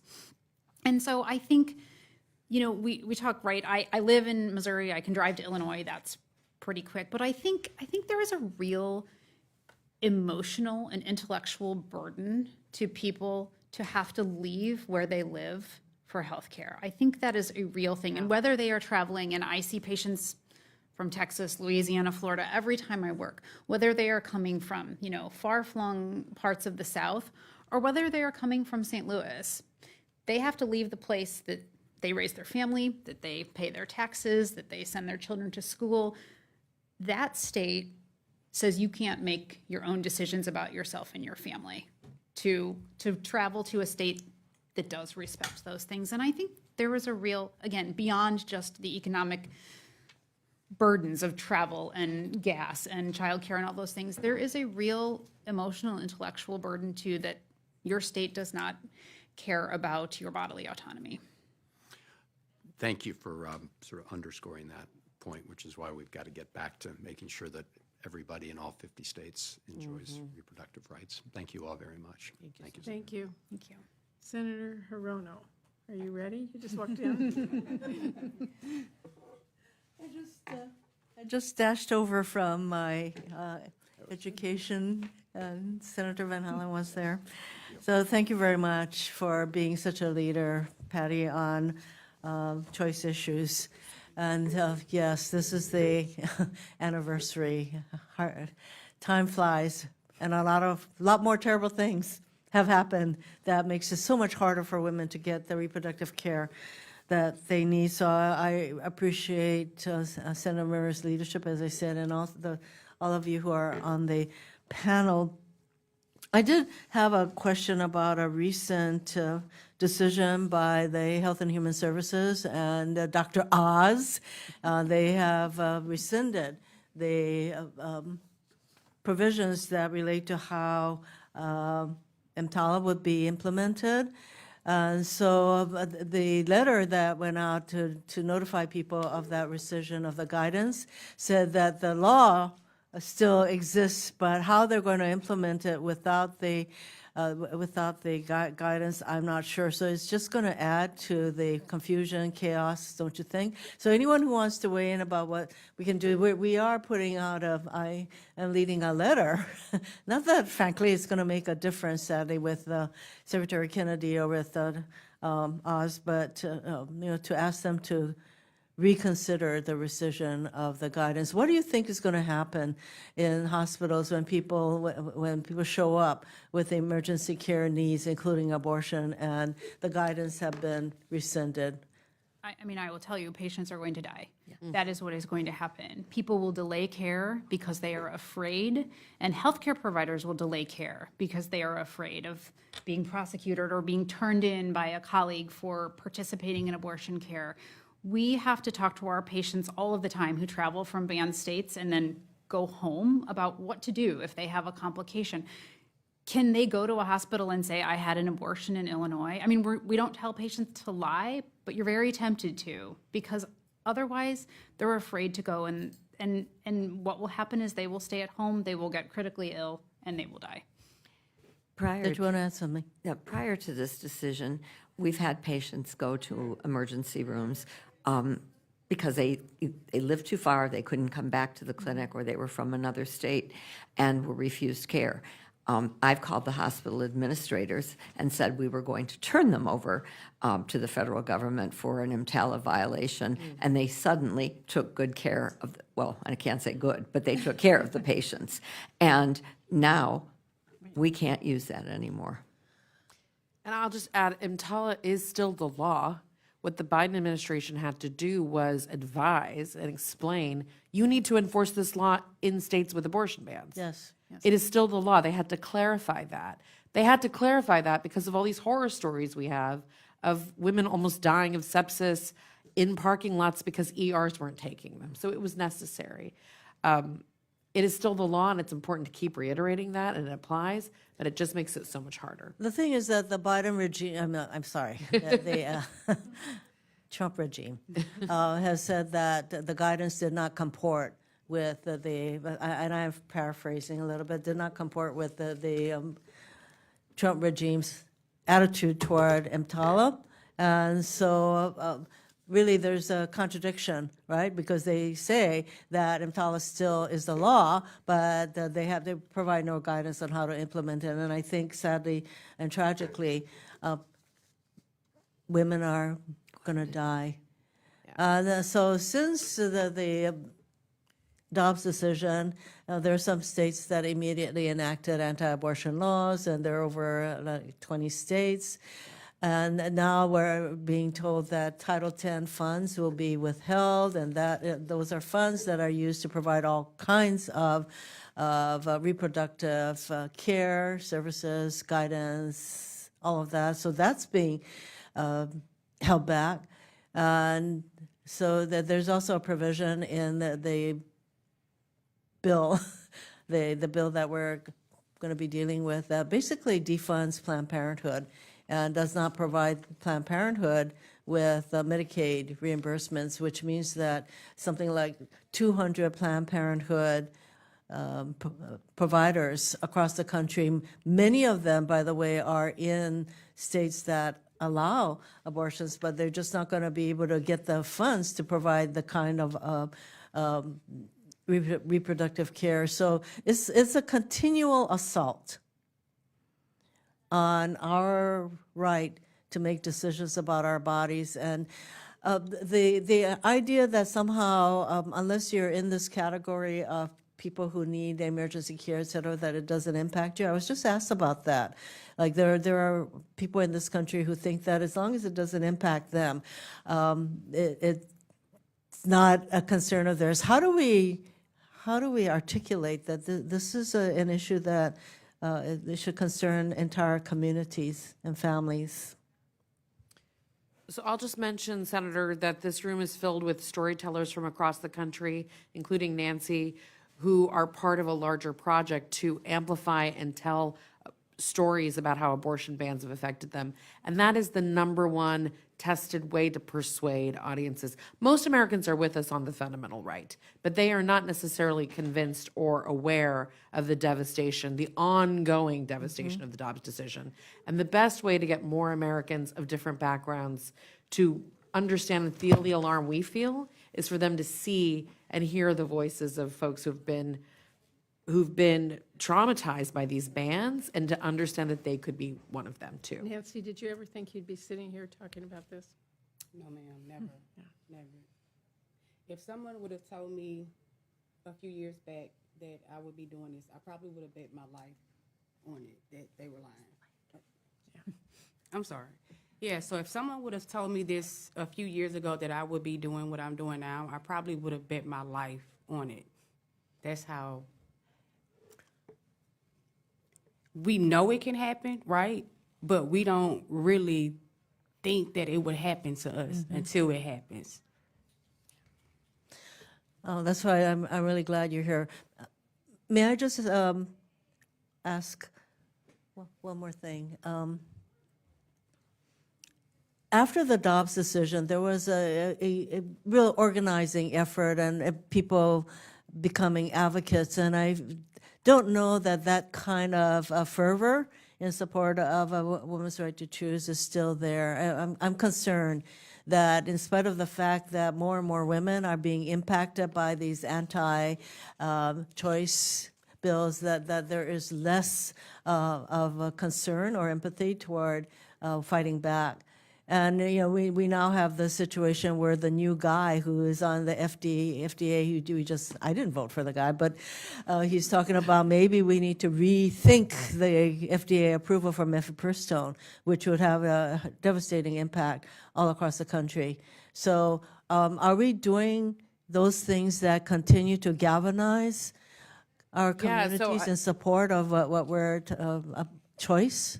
More Americans than ever before are with us, including the majority of Trump supporters. Right now, in addition to these storytellers who are here on the Hill today, we have Reproductive Freedom for All. We have 100 of our members from 22 states hitting the Hill, the House, and the Senate to fight these Planned Parenthood defund efforts and the Medicaid fights. We've seen our membership continue to grow. We've seen our engagement continue to grow. Our activists are fired up. The challenge is, in this chaotic environment with this Trump administration, it is very challenging to break through and explain to the average American that all these little pieces that I think Senator Blunt Rochester called a puzzle, to pull it all together and explain this is a national abortion ban. That is why these storytellers, and making sure we have content creators up here as well who are capturing these stories, capturing these conversations, and we've got to be meeting audiences where they are. So yes, in the streets, we were part of the No Kings protests, we were part of all the big, hands-off rallies, but we also have to get into their social media feeds. We have to meet them in their communities, and we have to be investing in those storytellers too. Thank you. Thank you very much. Well, I want to thank all of our panelists for participating in this. We've gone way over time, but I'm okay with that because we need everybody to understand how critical this is. This is an important conversation, but to all of you, it is far from over. It is far from over. We are 3 years in, and it's really clear from listening today, from all we know, that the heartbreak and damage that Republicans are causing on abortion is only growing. But as Minnie just said, so is the opposition. Yeah. And we are not going to be quiet. We're not going to let women's stories go untold. We're not going to let your voices go unheard. We're going to keep a bright spotlight on the harm that Republicans are causing with their anti-abortion extremism. And we will be fighting with all we have, right, Maisie? Here and everywhere. To undo these damaging policies and work to restore a national right to abortion. So I want to thank all of you for being here and sharing your stories and your information, and ask all of you to join us in the fight. Thank you. Thank you.